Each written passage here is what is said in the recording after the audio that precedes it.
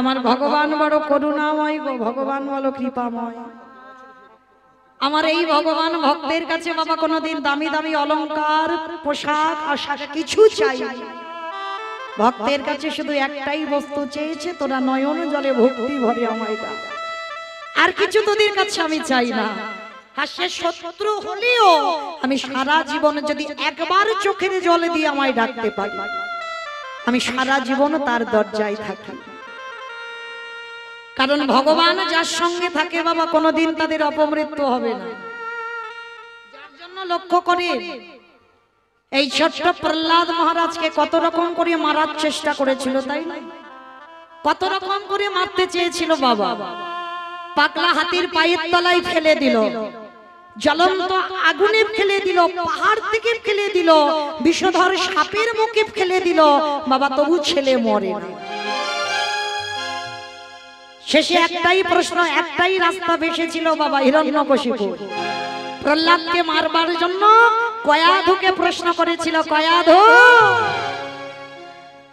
সত্যি করে বলো তো, তোমার ছেলে আর আমার মধ্যে তুমি কাকে বেশি ভালোবাসো? এই জায়গাটা একটু আস্বাদন করবেন মা। স্বামী স্ত্রীকে প্রশ্ন করলো, বলো তুমি ছেলেকে বেশি ভালোবাসো না তুমি তোমার স্বামীকে বেশি ভালোবাসো? বলেন মায়েরা, আপনারা কি বলবেন? সন্তানকে না স্বামীকে? সন্তানকে। বাহ, দাদা ভাইরা বললো কি গো, যে মা দিল ব্যথা সে মা রইল কোথা? আমাদের তো বলার কথা সন্তানকে। এখানে যতগুলো মা আছে বেশিরভাগ মা বলবো সন্তানকে ভালোবাসে, কমজন বলবো স্বামী ভালোবাসে। কিন্তু কয়াধু মা এক বাক্যে বলেছিল, আমি আমার সন্তানকে নয়, আমি আমার স্বামীকে ভালোবাসি। কেন? কয়াধু ছিল মা, আমরাও আপনারাও তো মা। তাহলে আমরা বলছি ছেলে ভালোবাসি, কয়াধু বলছে আমি আমার স্বামী ভালোবাসি। কেন?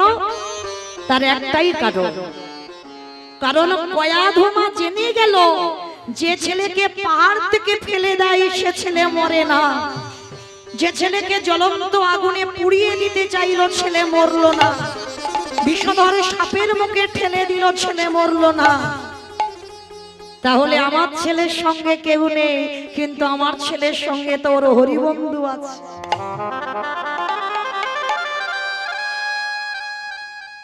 কিন্তু আমার স্বামী যে বড় অসহায়, ওর কাছে যে কেউ নেই, তাই আমি আমার সন্তানের নয়, স্বামী আমি তোমায় ভালোবাসি। বাহ বাহ কয়াধু বাহ, তাহলে তুমি আমায় এত ভালোবাসো তোমার ছেলের থেকেও বেশি?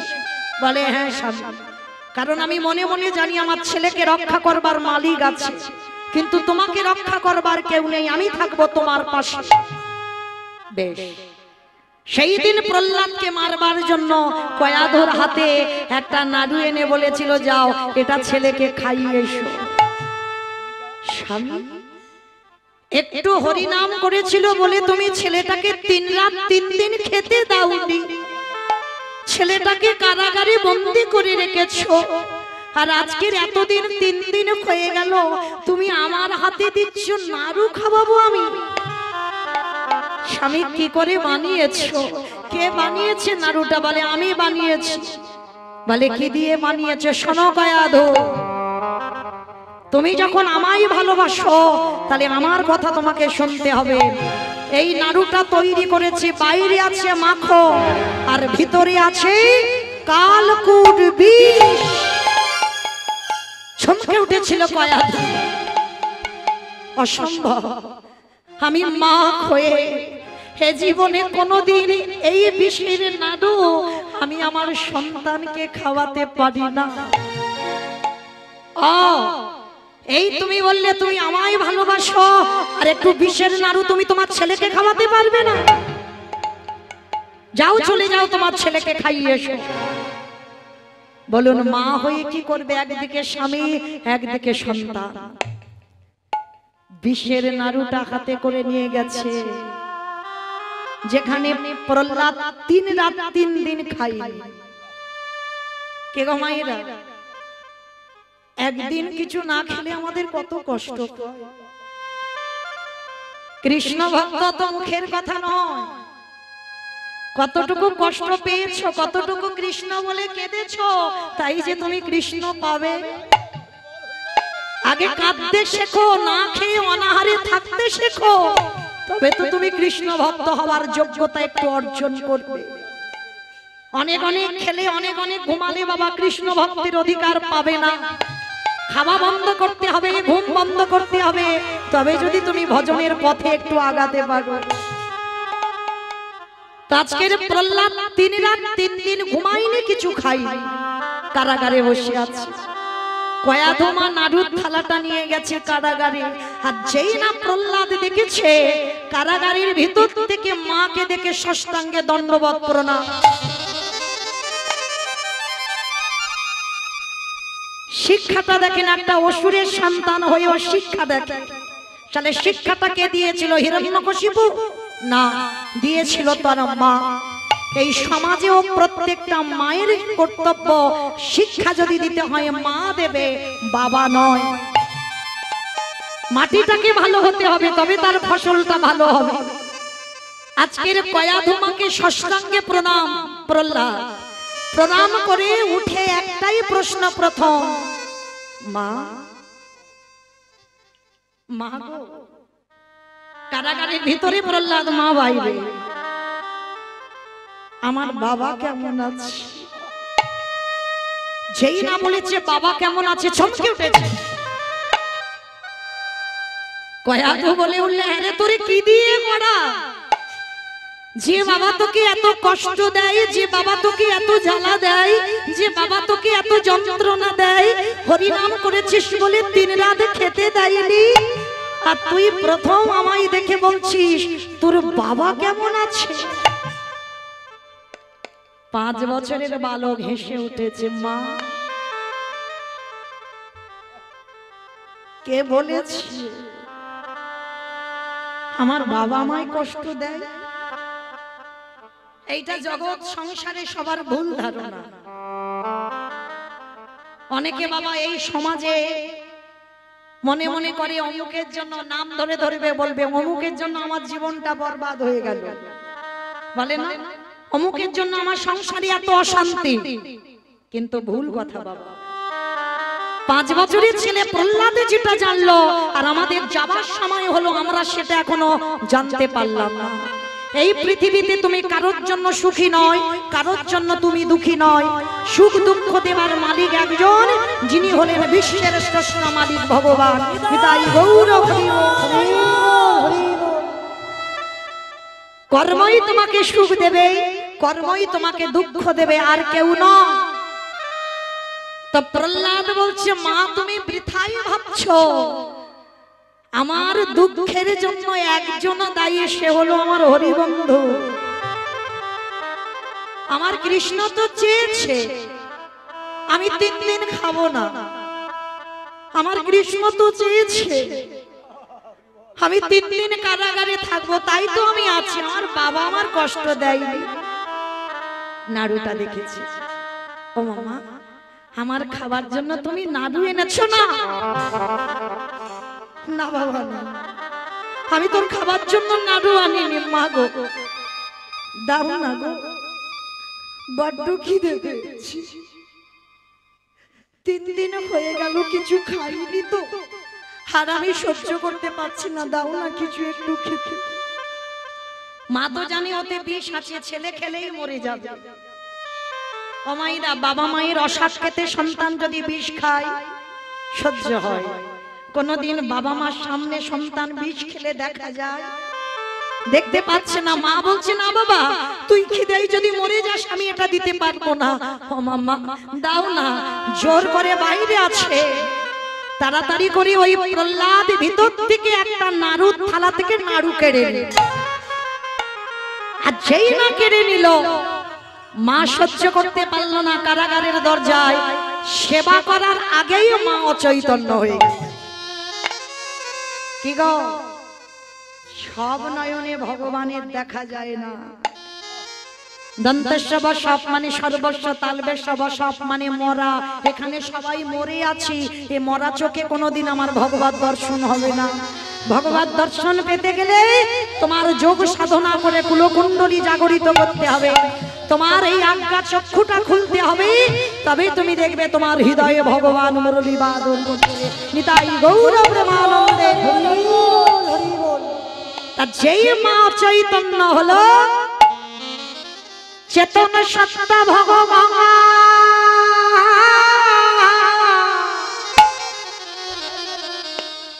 আরে কি মন্দিরে পাথর হয়ে থাকিতে পারে?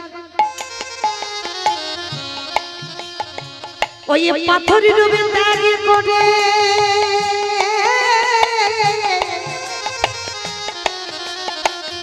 আজ বন্ধু রূপে ধারণ করে সবে মাত্র প্রহ্লাদ বদনে দেবে নাড়ু, আরে পিছনে এসে আমার ভক্ত বাৎসল্য ভগবান প্রহ্লাদের হাতটাকে চেপে ধরেছে। যেই না হাতটাকে চেপে ধরেছে প্রহ্লাদ পিছনে তাকিয়েছে, কে গো তুমি? সে কি রে আমায় ভুলে গেলি? একসঙ্গে তুই তো সব সময় আমাকে দিয়ে খাস, আজকের একা একা খাচ্ছিস রে বড়। ওই যে একটা মন্ত্র, ভোজনে চ জনার্দন, যারা প্রসাদ ভোজি আমরা ভগবানকে দিয়ে পাই, ঠিক আছে। আর যারা প্রসাদ ভোজি নাও, একটা কথা বলো, ভোজনে চ জনার্দন। আর এটা বলা মানে আমার খাওয়ার আগে আমার গোবিন্দের খাওয়া হয়ে গেল। তা আজকের প্রহ্লাদকে বলছে কি রে তুই তো আমাকে দিয়ে খাস, আর আজকের একা একা খাচ্ছিস যে বড়, দে আমায়। যেই না বলেছে দে আমার, ভক্ত বাৎসল্য ভগবান আমার হাত পেতে বসে আছে। দেখবেন বাবা, সমস্ত দেব দেবীরা একটা করে হাত ভক্তকে দিতে শিখেছে। আর যারা আমার কৃষ্ণ ভজন করে, যারা গোপাল ভজন করে, দেখেছে শুধু নিতে শিখেছে। যে করে আমার তারে করি সর্বনাশ, তবু যদি না ছাড়ি আমার পা, তারে পারে হই আমি তারে দাসানো দা। আমি যে ভক্ত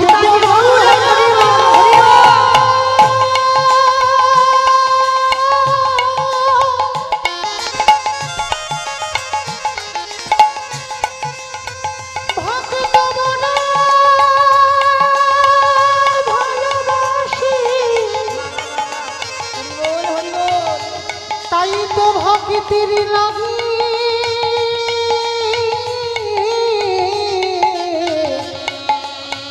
যুগে যুগে ভক্তের কাছে আসি। যেই আমার প্রহ্লাদকে বলছে আগে নাড়ু দে, জোর করে ভগবান কেড়ে নিয়েছে। ওই ভিতরে যে কালকুট বিষ ছিল, ভগবান কতটা দীনতার প্রতিমূর্তি, দেখেন ভক্তকে কত ভালোবাসে, কিন্তু তার জন্য আপনার আমরা কি ব্যবস্থা করি? ভক্তের জন্য ভগবান বিষও খেতে 10 পা পিছই। ওই ভিতরে যে ওই বিষ ছিল, ভগবানের নাড়ুটা নিয়ে বিষটা খেয়ে নিল।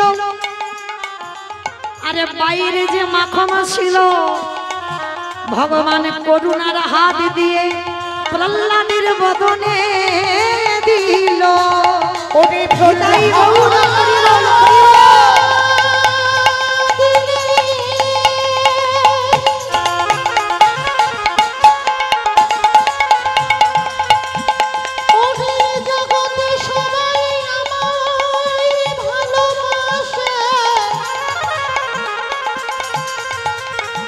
কিন্তু তোর মতো করে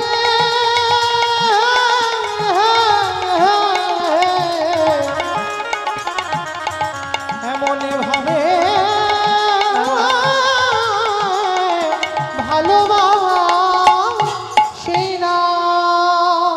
সেদিন কারাগারে প্রহ্লাদকে বাঁচালো, কিন্তু প্রহ্লাদ যেদিন হিরণ্যকশিপুর বধ হলো, বধের পরে প্রহ্লাদের মনে একটা জেদ জন্মে গেল। কি যে এই যে ভগবান আমাকে এতবার দেখা দেয়, কিন্তু আমি তো কোনোদিন ভগবানের যুগল মাধুর্য দর্শন করি না।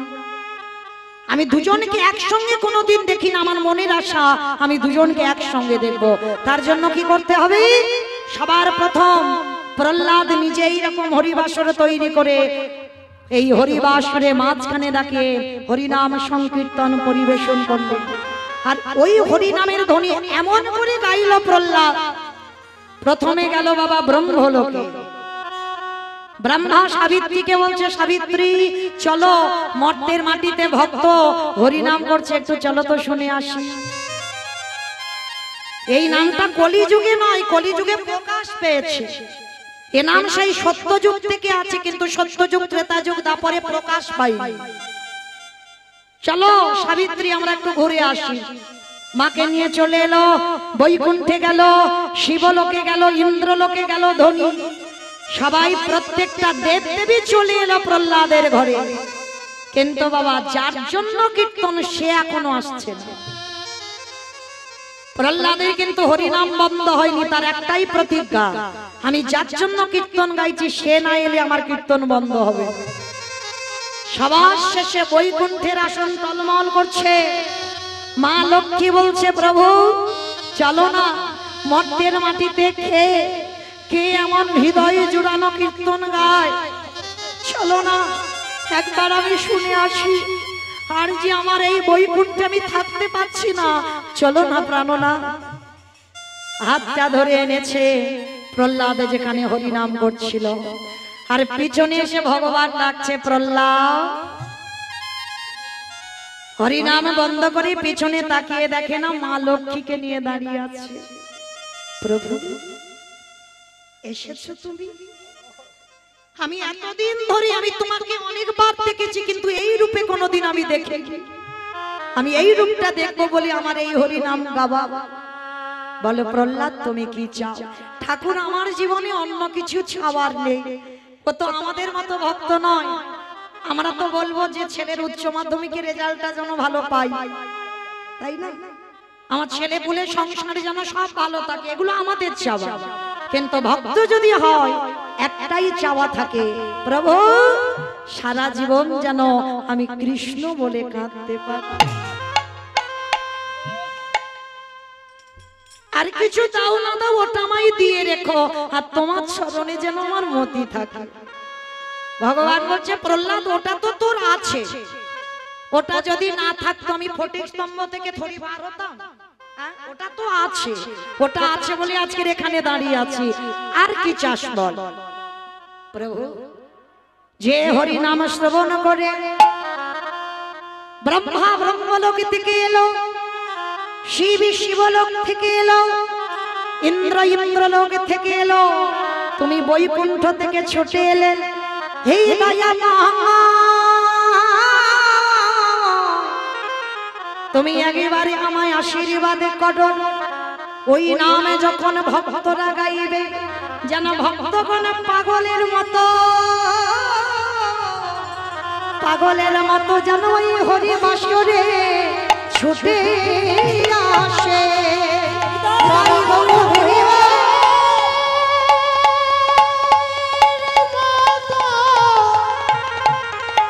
এই হরি বাসরে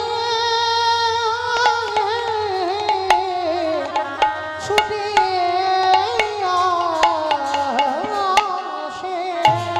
আসে।